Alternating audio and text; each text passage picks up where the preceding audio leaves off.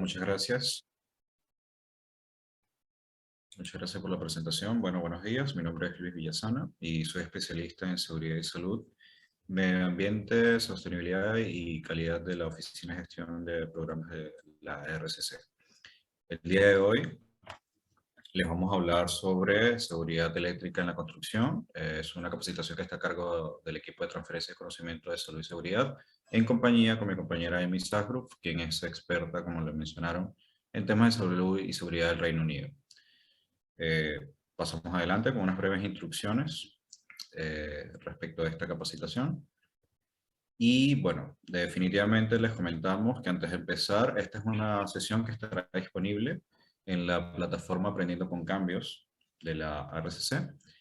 Sírvase por favor de mantener su micrófono apagado mientras se presenta para no interrumpir a otros escuchantes. Les recordamos que pueden seleccionar el canal del idioma que deseen escuchar en donde está el mundito.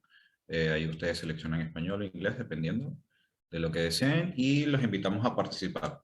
Recuerden que esta es una sección interactiva y les pedimos que por favor sirvan de colocar sus preguntas en el chat de esta sesión. Después de la capacitación, les recordamos que tendremos una prueba después de este curso en el cual deben obtener un 80% para aprobar y obtener el certificado. Y adicionalmente le entregaremos una encuesta de satisfacción porque queremos conocer su opinión respecto de este taller. Adelante, por favor. El día de hoy, para la agenda, tenemos que vamos a hablar un poco sobre los peligros eléctricos relacionados definitivamente con temas de salud y seguridad. El tema de la legislación peruana, dónde estamos, hacia dónde vamos. Vamos a hablar un poco también sobre respecto de la legislación del Reino Unido. Vamos a contar un poco sobre las mejores prácticas para el control, en este caso de bloqueo y etiquetado, temas de salud y seguridad respecto a los peligros eléctricos, y vamos a hablar un poco sobre las competencias o requisitos técnicos que necesitamos para poder realizar estos trabajos. Adelante, por favor. Como parte de los peligros a los cuales nos enfrentamos cuando estamos hablando de seguridad, tenemos que definitivamente uno de los principales efectos son consecuencias para nuestra salud. Entre ellos tenemos principalmente choque eléctrico, cuando estamos en contacto con la electricidad, pudiese que el corazón dejara de latir correctamente. También las personas pueden presentar algún tipo de paro respiratorio, dejándolos sin poder respirar, y también ocasionando un poco de espasmos musculares. Como vemos en la imagen, esto, por ejemplo, es una quemadura por electricidad, por contacto directo con electricidad viva, y esto también puede ocurrir a mucho más extensión si el contacto es allí, definitivamente esto se puede extender un poco más. Tenemos la pérdida de control muscular, tenemos definitivamente como una especie de espasmos musculares porque la electricidad pasa a través de todo nuestro cuerpo. Y tenemos también las quemaduras por calor. Estas quemaduras generalmente pueden ser derivadas efecto de la electricidad que hace un incremento en la temperatura de la superficie de algún objeto, se sobrecalienta, luego obviamente con el contacto tendremos también esta posible quemadura por calor adicional a la mismo efecto de la electricidad. Siguiente, por favor.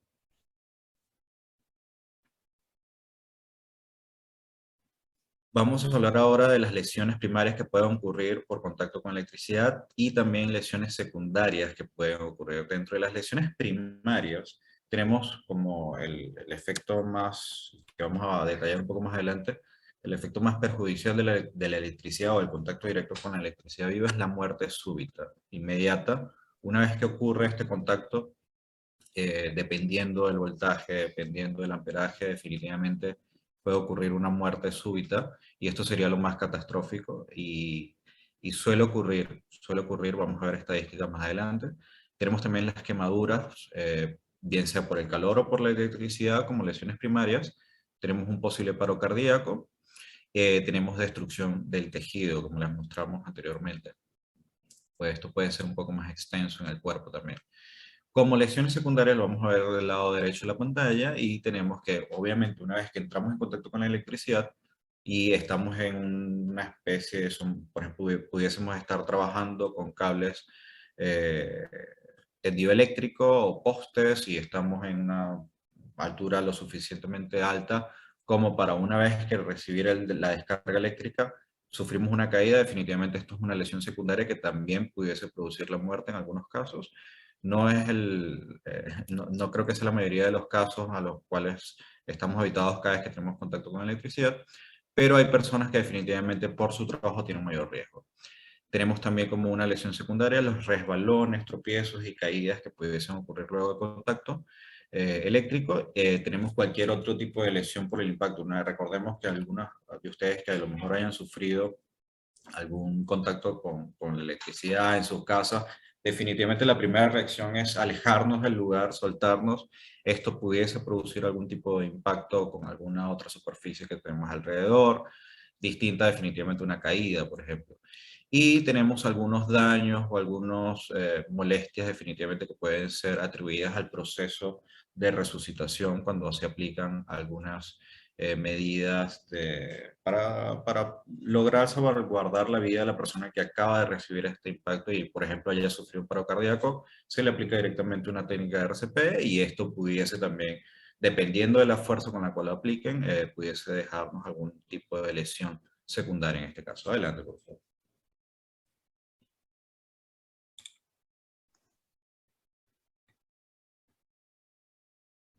Siguiente. Ya, aquí vamos a mostrar un video donde algunos trabajadores están haciendo un trabajo de taladrado en la superficie y vamos a ver cómo más adelante, a medida que transcurre el video, ocurre un contacto con la electricidad. En este caso estamos hablando de unas líneas subterráneas eléctricas, gracias a Dios el personal que experimentó esta situación, digamos, no quedó en el sitio, no hubo una muerte fulminante, sin embargo vemos que está lo suficientemente nervioso y es muy probable que haya salido a recurrir por atención médica, eh, por cualquier lesión que haya sufrido en este caso. I'm just going to play it again, just to let everyone have Voy a poner de nuevo para que todo el mundo pueda ver nuevamente este impacto tan dramático.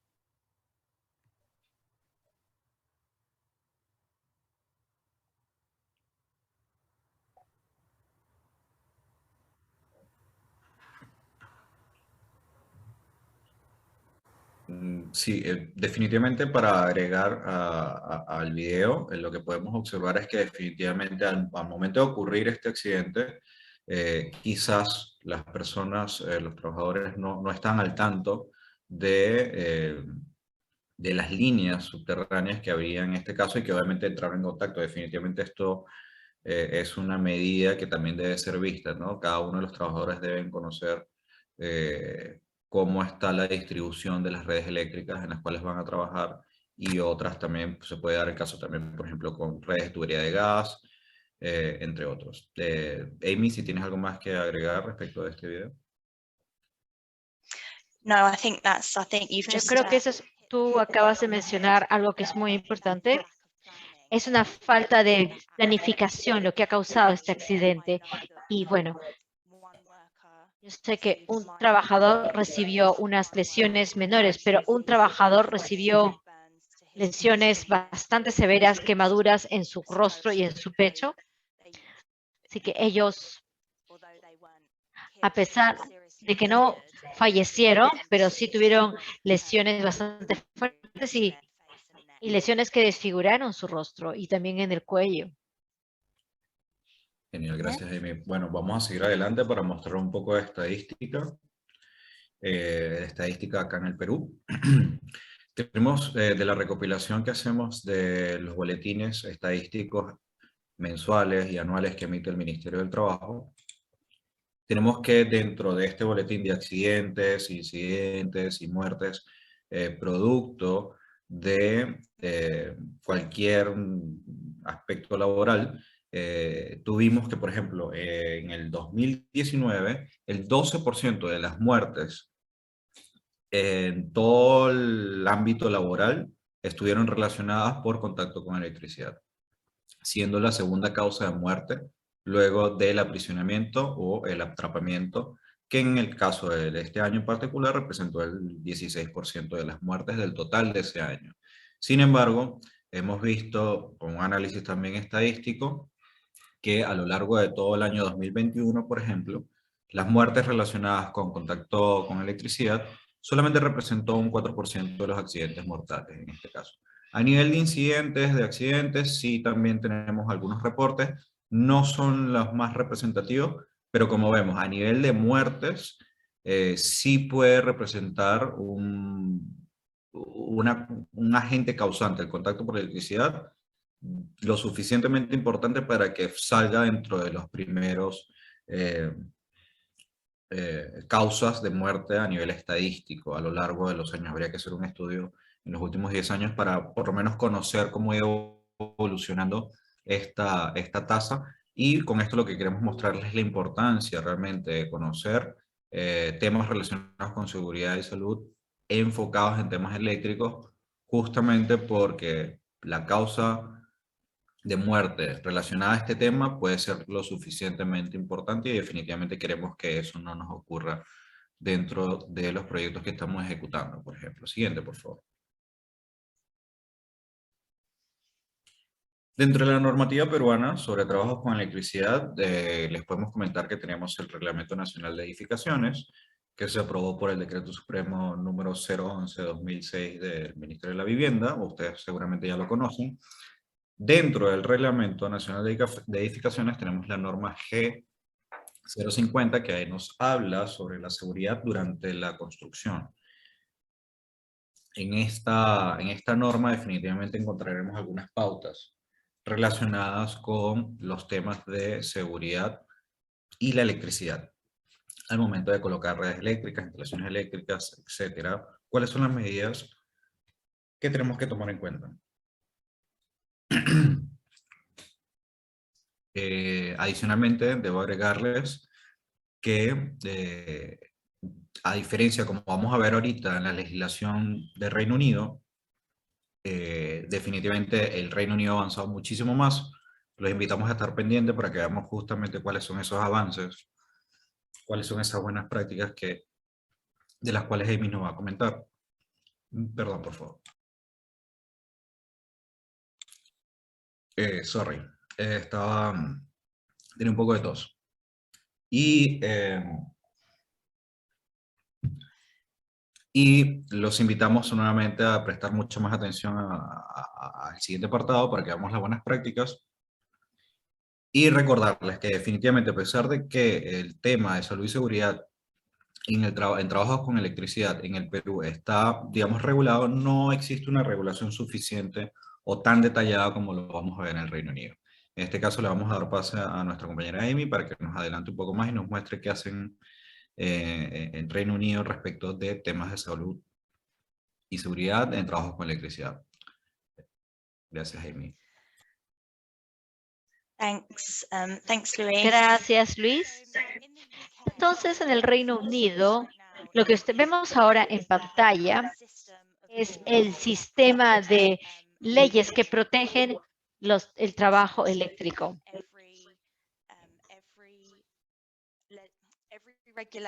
Cada regulación parte de la Ley de Salud y Seguridad en el Trabajo que ustedes pueden ver, y esa es una ley parlamentaria. Y esta ley controla las políticas de salud y seguridad de cada empleador. Y de ahí sale a un lado, lo que pueden ver, es las regulaciones REDOR. Y estas normativas tienen un impacto en la seguridad eléctrica, porque los incidentes eléctricos, por ley, hay que reportar los incidentes eléctricos bajo esta normativa llamada REDOR. Es para reportar los accidentes. Así que creo que en Perú, Luis, por favor, corrígeme si estoy equivocada, pero en Perú solo necesitan reportar accidentes que son fatales. Pero en el Reino Unido, uno tiene que reportar diferentes tipos de accidentes, y uno de esos tipos de accidentes son los incidentes eléctricos, incluso si ese incidente no fue fatal. Así que luego la seguridad eléctrica también está influida por la normativa de gestión de salud y seguridad en el trabajo, y habla sobre la seguridad electricidad, también la normativa de suministro y uso de equipos de trabajo. Hay reglas bastante estrictas sobre usar la electricidad, porque obviamente mucho del equipo para los trabajadores, bueno, también utiliza electricidad, así que ahí tiene un gran impacto. También hay bastantes normativas que se llevan para la electricidad en el trabajo. Y estas son bastante amplias, son bastante prescriptivas, y uno tiene que ser un ingeniero eléctrico para poder entender las guías que vienen, y también el ACOP o la guía. Y la HSR 25 es una guía sobre las regulaciones. Entonces, uno tiene que poder entender las regulaciones, pero también hay guías prácticas. Por ejemplo, la HSR es una guía práctica que viene con las regulaciones. Y esto es para, por ejemplo, uno puede tener una copia de esto en la obra, y al final de la sesión, yo puedo compartir con ustedes esta guía y el link para la página web de HSR, donde uno puede acceder a estas guías. Y las guías no son leyes, pero obviamente tienen una validez legal, porque uno tiene que tener una muy buena razón para no cumplir con estas guías. Entonces, realmente son como la ley. Entonces, como pueden ver, tenemos todo este marco y tenemos toda esta red que controla las regulaciones en el Reino Unido. Y la razón por la cual es importante que yo les presente esto a ustedes es porque si yo paso a la siguiente, el diapositiva, ustedes pueden ver aquí que incluso con todas estas regulaciones que son bastante meticulosas, todavía tenemos muchos incidentes en relación a lo que es la electricidad. Entonces, por ejemplo, el 2020-2021, 15 personas fallecieron, pero algo que impresiona más, 228 personas tuvieron lesiones, pero fueron lesiones bastante serias. Enfocarnos solamente en las muertes, lo que puede parecer un número bastante bajo, incluso aunque una persona muera, eso no es algo aceptable. Pero si vemos acá los incidentes bastante graves y los otros incidentes, pueden darse cuenta que los números son bastante altos, incluso aunque tengamos todas estas regulaciones que son bastante prescriptivas. Entonces, Luis estaba mencionando sobre ese número de muertes que está disponible a través del Ministerio de Trabajo. Y tenemos estas otras estadísticas que nos dan números bastante fuertes, porque nuevamente es por parte de la ley reportar los incidentes relacionados con la electricidad en el Reino Unido. Entonces, tenemos una encuesta, perdón, para la audiencia. Entonces, para mantener un poco de interacción, así que voy a lanzar la encuesta. Si ustedes, a ver, ¿pueden ver la encuesta?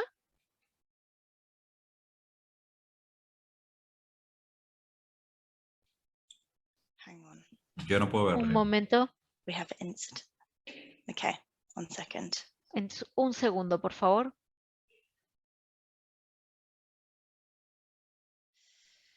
One moment. Un momento.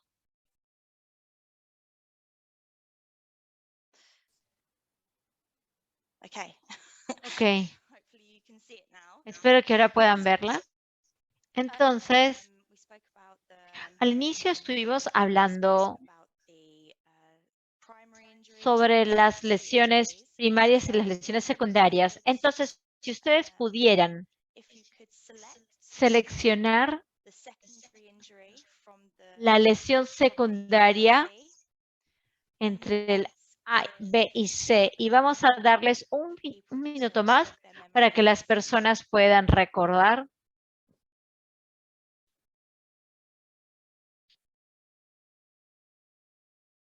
Okay, only 2 people have answered. So, Necesito 2 personas más. Solamente 2 personas han respondido. Así que veamos si las demás personas pueden responder. Recuerden, no es un examen, no se preocupen. No podemos ver quién ha respondido qué cosa.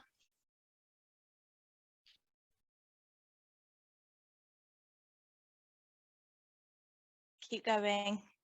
Vamos, sigan. So is it impact injury? Entonces, son A, lesiones por impacto, B, quemadura por calor, o C, paro cardíaco.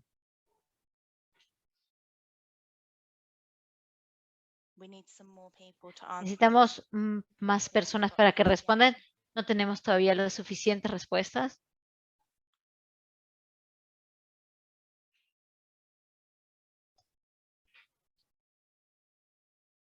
A few more. Un poco más.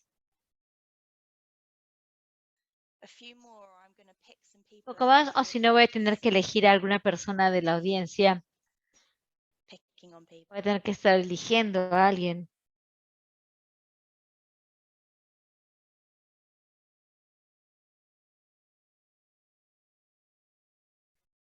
Okay. Ok. Okay. A few of you have answered. Si alguno de ustedes han I'm gonna respondido, email así que voy a terminar con la encuesta. and share the results with you. Voy a compartir los resultados con ustedes.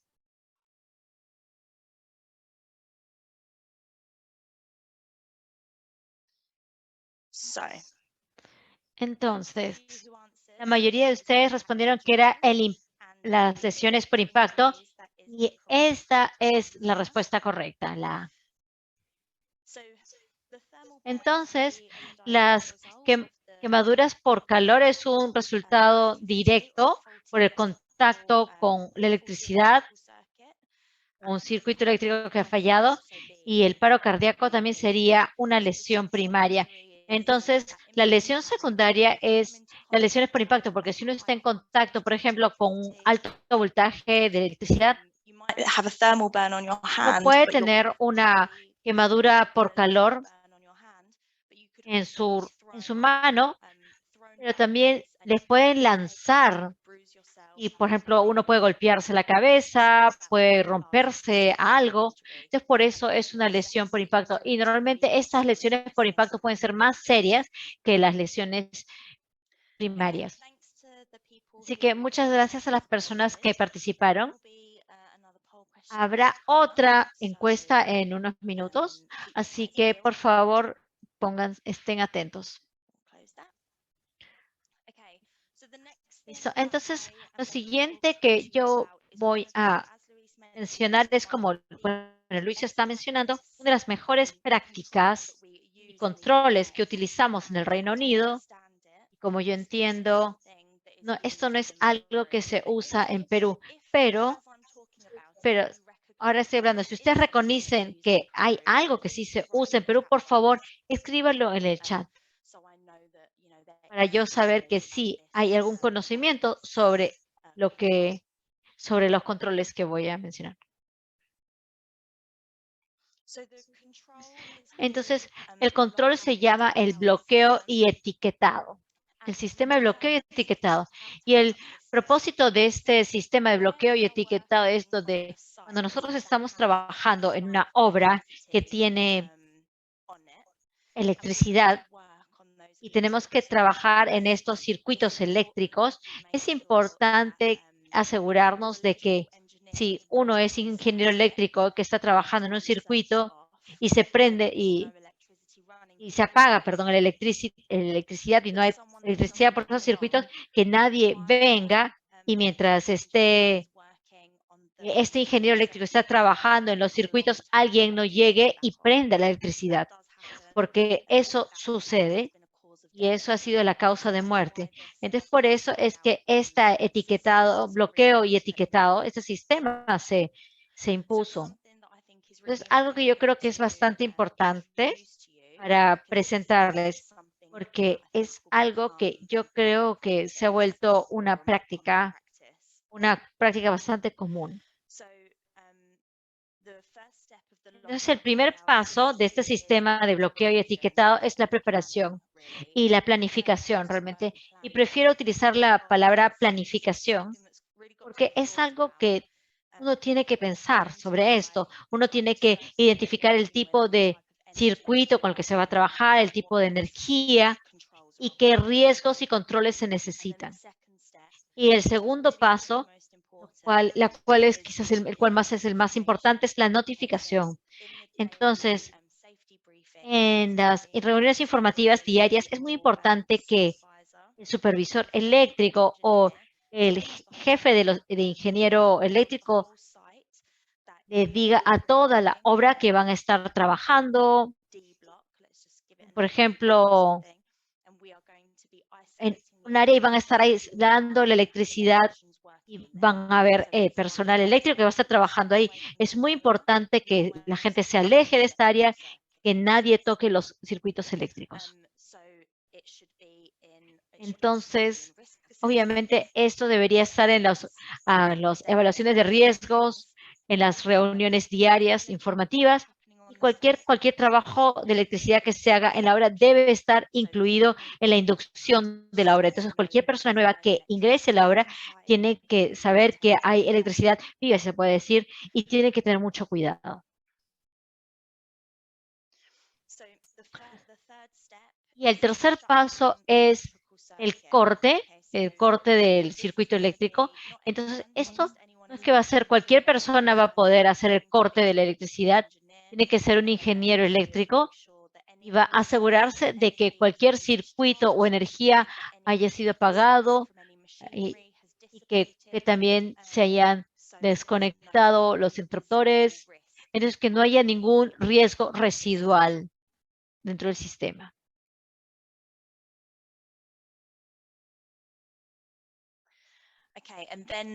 Y luego tenemos el paso 4, que es el bloqueo del sistema de las fuentes de energía.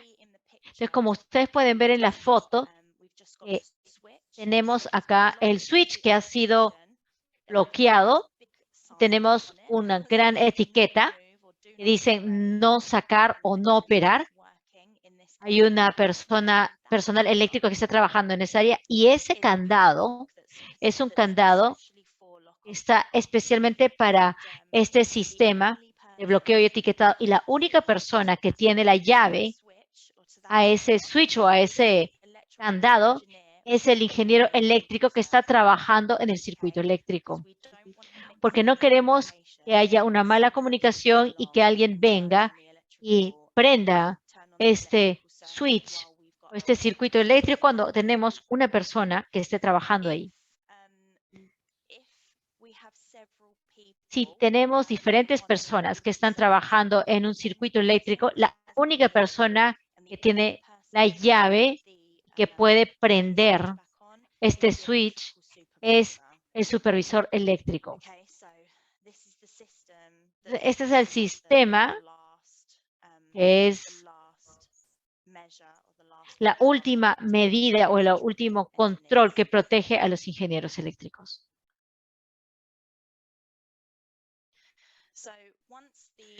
Y una vez ya aislamos y apagamos la electricidad, ya pusimos el candado, el ingeniero eléctrico tiene que verificar que todos los controles y circuitos eléctricos ya están apagados,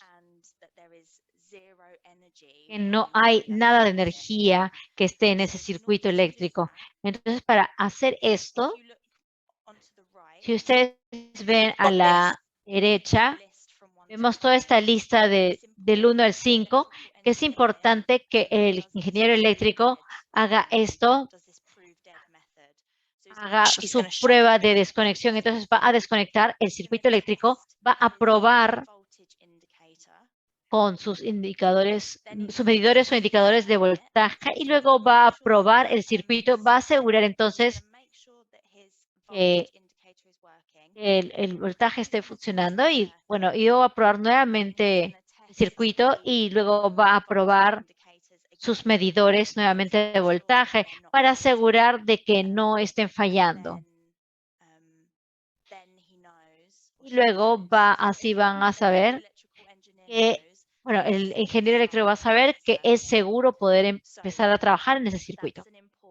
Entonces, este es un paso bastante importante. Muchas veces las personas utilizan medios bastante cuestionables para probar su circuito eléctrico, pero si tienen prueba y, por ejemplo, tienen un indicador de voltaje y ustedes hacen la prueba 2 veces, pueden saber que es seguro empezar a trabajar. Solamente cuando esto se ha hecho, se puede hacer el paso 6, que es la reparación o el reajuste, y uno puede hacer el mantenimiento, el servicio, reparaciones, etc.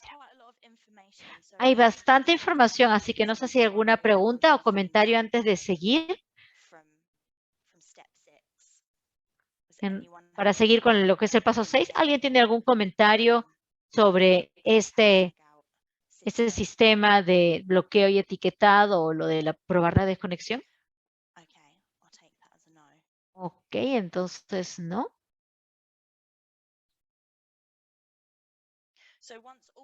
Entonces, una vez que todo se ha hecho y ya se hicieron las reparaciones, entonces podemos recuperar el servicio eléctrico.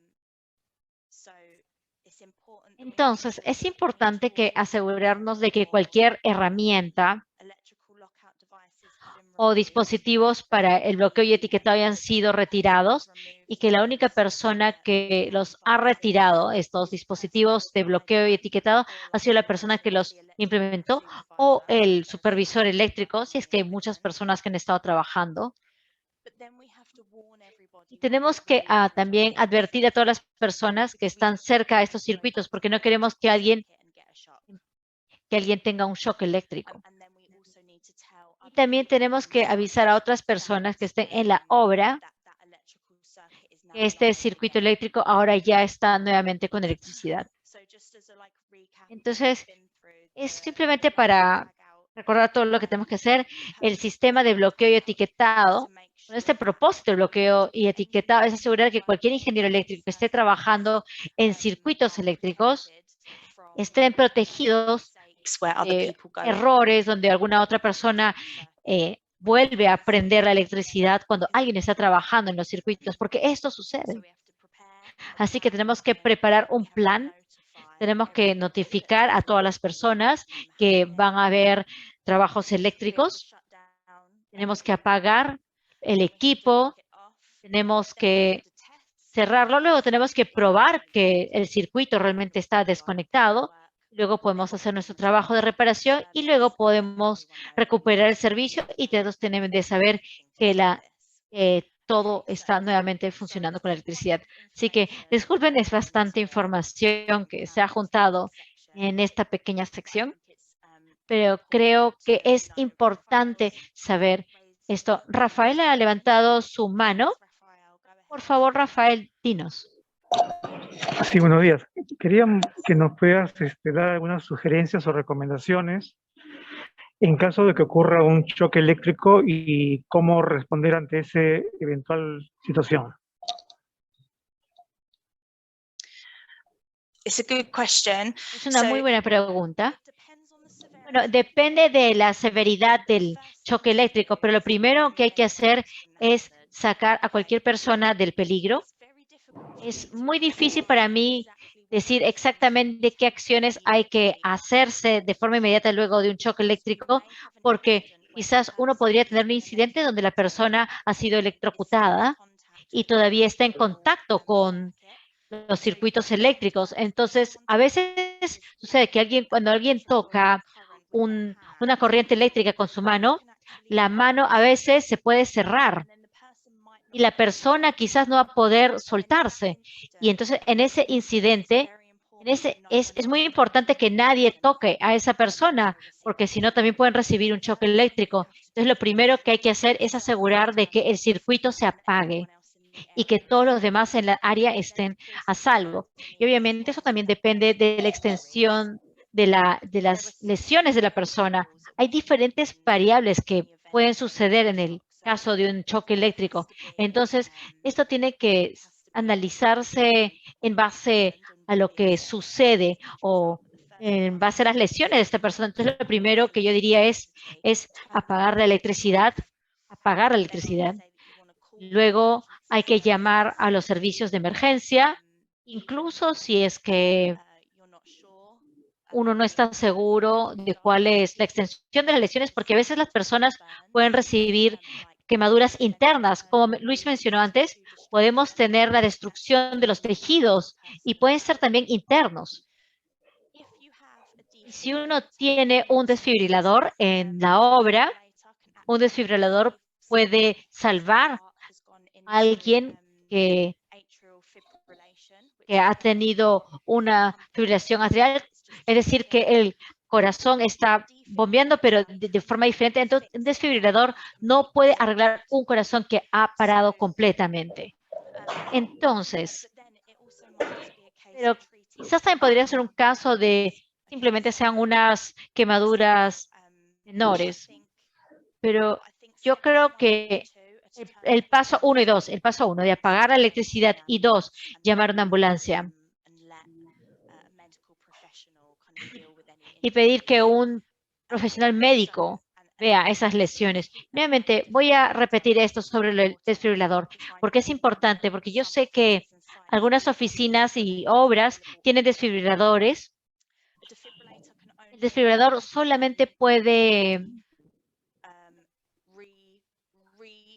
el desfibrilador lo que puede hacer es, puede poner al corazón nuevamente en el ritmo, pero no puede hacer que el corazón vuelva a latir si ya ha parado. No sé si esto responde a tu pregunta, Rafael. Claro, en realidad, como tú dices, es muy variable la situación, ¿no? O sea, normalmente cuando ocurre este evento, el plan de contingencia se ve aplicado en el momento, ¿no? Por las personas, digamos, especialistas en la materia, ¿no? Ya sea médicos o ingenieros electricistas, porque normalmente uno tiene el temor de tocar a alguien que ha sufrido este choque eléctrico y quizás si lo toque también se pueda tener contacto con la electricidad y por ende tener un mayor accidente. De hecho que esto es un tema muy amplio y que requiere pues un mayor conocimiento y control, ¿no? Sí, realmente es por eso es que esto es bastante importante. Julio, en un momento vamos a ir contigo, pero es por eso es que esto es tan importante, es tener personas que ayuden en la obra. Estas personas van a tener conocimiento sobre las lesiones eléctricas o, por ejemplo, cómo tratar a una quemadura por electricidad. O uno tiene que reconocer una persona que pueda ayudar en el caso de alguien que entre en un paro cardíaco. Entonces, una persona que tenga capacitación en primeros auxilios en la obra es importante. Por ejemplo, en un lugar remoto en Perú, es muy importante esto. Y simplemente antes de pasar con la pregunta de Julio, hubo un incidente. Como yo les descubrí, alguien tocó a un circuito eléctrico y la mano se quedó atrapada, se quedó ahí, en el cable, se cerró y se quedó ahí en el cable. Y alguien tuvo que sacar a la persona con un utensilio de madera, porque realmente esta persona estaba completamente agarrada de este circuito eléctrico. Eso fue algo que yo escuché que sucedió en Londres, que alguien tuvo que sacar a esta persona con un palo de madera, lo cual también asusta bastante. Pero Julio, por favor, dinos. Sí, Ani, buenos días con todos. Yo creo que lo más importante para poder prevenir es que la persona que va a hacer el bloqueo y el rotulado para, en este caso, cortar los circuitos eléctricos, es el único que tiene la llave y debe tener la llave de seguridad y además el etiquetado de la hora que se ha hecho el corte, digamos, a la hora que tienen proyectado abrirlo. Y además él debe conocer todos los circuitos, porque hay que conocer que queda energía residual en el circuito. O sea, no es que completamente ya está bloqueado y etiquetado y ya no hay energía. No, tiene que ir, en este caso, el electricista de guardia o la persona que está especializada a hacer la descarga de la energía residual que ha quedado en el circuito, y después que él ya nos ha dado que ya no hay, digamos, paso de corriente eléctrica, entonces las personas pueden realizar su trabajo sin ningún riesgo. Otro de los temas muy importantes es cuando las personas ya han sufrido, en este caso, un accidente.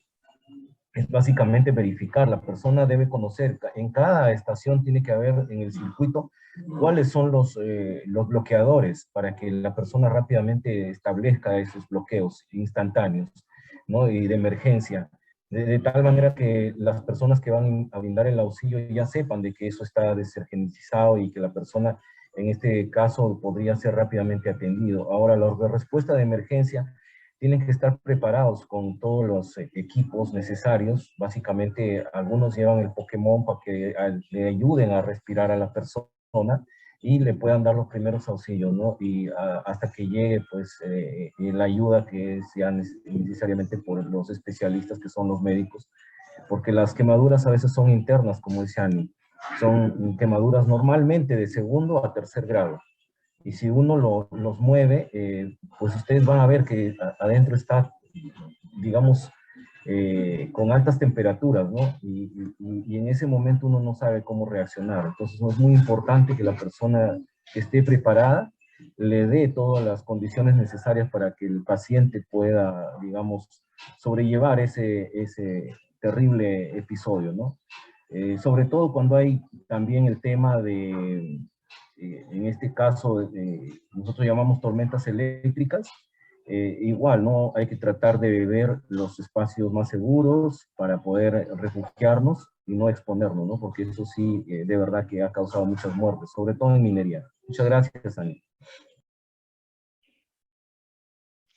Yeah, no, that's a really good point. Sí, eso es un buen punto. También es obvio que hay bastante conocimiento acá en este salón virtual sobre los riesgos y peligros, pero es asegurarnos que todo este conocimiento se comparta con los contratistas, con los proyectos en lugares remotos y que nosotros estemos verificando que las cosas que sabemos se estén haciendo. Luis, si tú tienes algo más que quieras añadir a estos puntos. No, por ahora no. Podemos proseguir. Pero muchas gracias por la participación de Julio y de Rafael para complementar la Absolutely, información. right. Sí, y bueno, continuamos en este caso con las competencias requeridas para trabajar como electricista en Perú. Lo que pudiésemos ver como requisitos específicos más allá de definitivamente la experiencia que se tenga, lo tenemos, por ejemplo, en la norma técnica peruana EM 010, Instalaciones Eléctricas Interiores del Reglamento Nacional de Edificaciones, el cual fue aprobado por la Resolución Ministerial 083 del 2019 de Vivienda, en la cual establece que definitivamente todos los documentos y planos del proyecto eléctrico, en su concepción general, proyectos, estudios, obras, inspecciones, etcétera, de cualquier naturaleza deben ser elaborados y firmados por un ingeniero electricista o mecánico electricista colegiado. Esto definitivamente es como el requisito obligatorio respecto de la elaboración de documentos y planos firmados. Y bueno, asimismo se establecen algunas especificaciones respecto de cuando no exista este ingeniero electricista o mecánico colegiado, el plano de las instalaciones interiores puede ser revisada por un técnico electricista con certificación oficial, especializado definitivamente en instalaciones eléctricas domiciliarias, dependiendo si el consumo no supera, la potencia no supera los 3 kilowatts. De no contar con ninguno de los especialistas antes mencionados, dicho plano debe ser revisado por un ingeniero electricista o mecánico electricista o técnico electricista del concesionario de entidad suministradora de energía y autorizados por esto. Como podemos ver, a pesar de que tenemos la 050 y en la cual se establecen ciertos requerimientos respecto de la seguridad y salud en el trabajo, no establece esta normativa unos requisitos o competencias especiales para aquellas personas que van a trabajar como electricista en cualquiera una de las edificaciones que pretendemos construir. Adelante, por favor.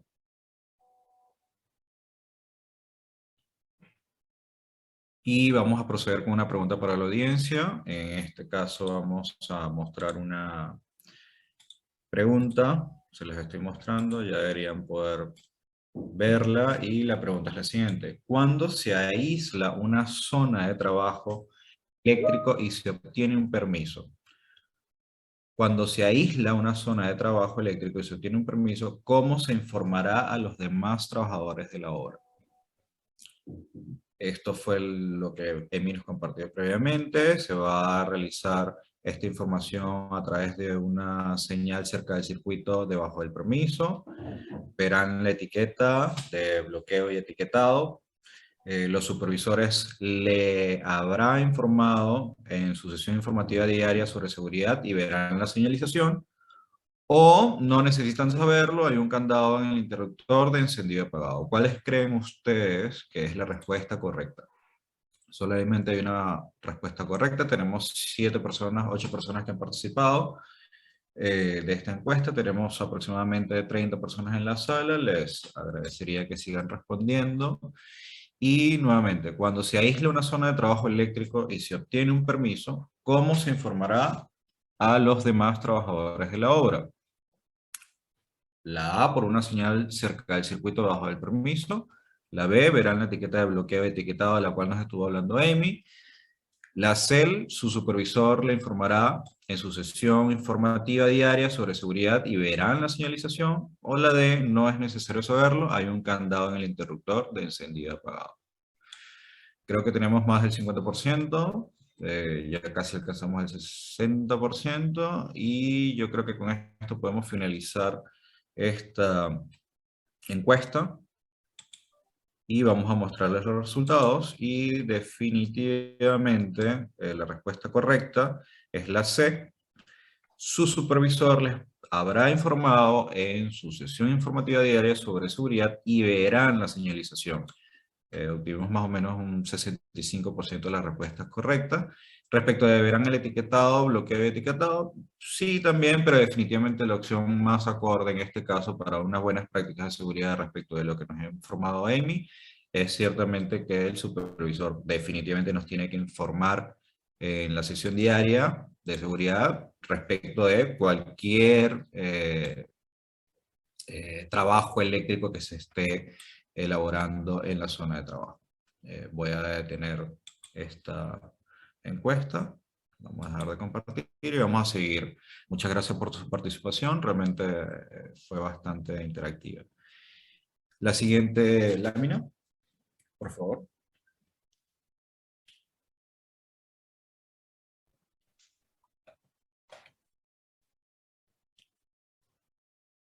Amy. Ya. En este caso vamos a mostrar, de acuerdo a todo lo que hemos hablado previamente, las medidas de control de las buenas prácticas. Como podemos hacer digamos, una recopilación de todo lo que hemos hablado el día de hoy, ya estamos por terminar. Como una de las buenas prácticas tenemos la necesidad de contar con electricistas competentes, ya sea por su experiencia, bien sea por sus certificaciones, bien sea si estamos hablando de planos que tengan que ser ingenieros electricistas colegiados o mecánicos eléctricos colegiados, y dependiendo obviamente de lo que establezca la regulación nacional. Por otro lado tenemos como una buena práctica incluir el riesgo eléctrico en las inducciones. Esto no dejar pasar de lado, ya hemos visto la importancia que representa la incidencia de accidentes y la mortalidad que está asociado por el contacto con electricidad. Así que definitivamente esto es una excelente práctica dentro de todo nuestro trabajo que llevamos día a día. Sistemas de permiso de trabajo, como ya hemos visto, también el tema de bloqueo y etiquetado. Comprobación de la desconexión, como nos explicó Amy, como tenemos nuestro tester y vemos que ciertamente se encuentra totalmente desconectada la electricidad de todo el sistema para así evitar cualquier tipo de accidentes. Las herramientas deben estar aisladas, toda herramienta que se utilice, esto también lo establece la G050 respecto de las herramientas que tienen que ser probas definitivamente para el trabajo de electricidad. No es lo mismo una herramienta que se utiliza para, no sé, atornillar un tornillo en madera, que definitivamente cualquier otra herramienta que vaya a tener en contacto directo con el sistema eléctrico. Esto definitivamente tiene que estar lo suficientemente aislado para garantizar la seguridad de los trabajadores. Y como nos mencionaba anteriormente Amy, contar con un desfibrilador en el lugar pudiese ayudar en el caso de la ocurrencia de algún tipo de accidente grave, como nos mencionó Amy anteriormente, en el cual haya que hacer una operación de resucitación a través del uso del desfibrilador. Esto pudiese ser realmente una buena práctica, en caso que se disponga. Obviamente esto va a estar previo a un análisis de los riesgos, realmente es de evaluar si el riesgo es lo suficientemente alto como para contar con este desfibrilador, un riesgo eléctrico, si realmente, o sea, yo creo que existen diferentes metodologías para establecer la necesidad y contar definitivamente con, como lo hacía la pregunta que la hizo Rafael en su momento, con el personal que brinde primeros auxilios, definitivamente tiene que estar capacitado con este tipo de accidentes e incidentes. Esta yo creo que, como le mencionaba Amy en la respuesta que le dio a Rafael, definitivamente tenemos que contar con personal que esté capacitado en varios tipos de accidentes, no solamente en temas eléctricos, sino en el resto de temas asociados a salud y seguridad que tenemos en las obras. Y bueno, seguimos adelante con podemos llevar registros también, como lo vemos en la parte izquierda, respecto de los permisos de trabajo que necesitamos. Y bueno, vamos definitivamente ya terminando con el tema de las conclusiones, y para cerrar pudiésemos entender entonces que una de las primeras conclusiones del día de hoy pudiese ser que tengamos que cumplir con las normas peruanas, pero no solamente quedarnos con las normas peruanas porque entendemos que están quizás un poco no tan extensas como en otras buenas prácticas, eh, otras regiones en las cuales definitivamente hay un poco más de detalle respecto a las instalaciones eléctricas y la seguridad que debe estar asociado. Entonces, no limitarnos solamente a la normativa nacional, sino también buscar mejorar esta normativa a nivel interno e implementar buenas prácticas dentro de nuestros ambientes laborales, y sobre todo cuando estamos hablando de sistemas eléctricos dentro de una construcción. Asimismo, como una de las conclusiones es definitivamente tratar de optar por un sistema de bloqueo etiquetado bastante similar al que nos mostró Amy. Si bien es cierto no lo tenemos acá, pero como lo pudimos haber visto, suena bastante lógico, bastante razonable.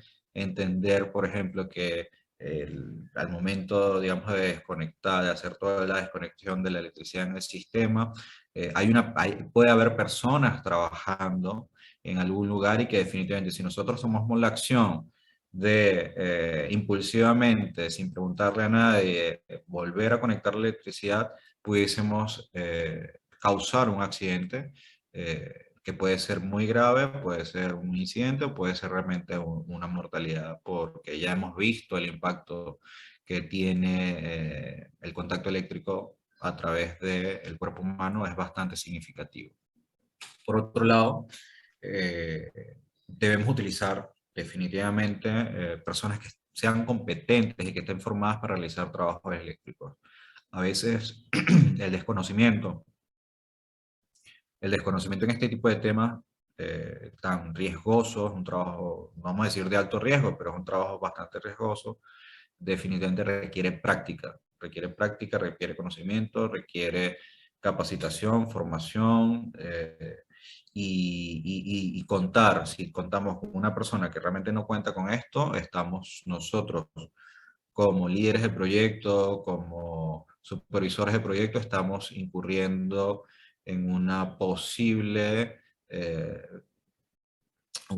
accidente a la larga. Entonces sí creo que tenemos que tener bastante cuidado a la hora de contratar personal que vaya a trabajar con electricidad, o destinar a algún personal que no cuente con información relacionada a este tema a trabajos que realmente de los cuales no ha sido capacitado.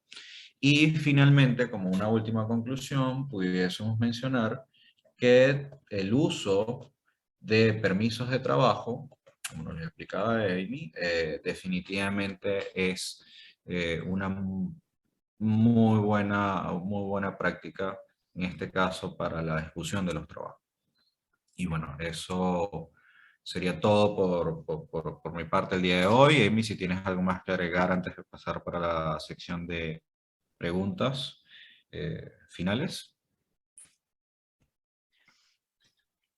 No, Luis, I think that you've No, covered. Luis, creo que tú abarcaste todo muy bien.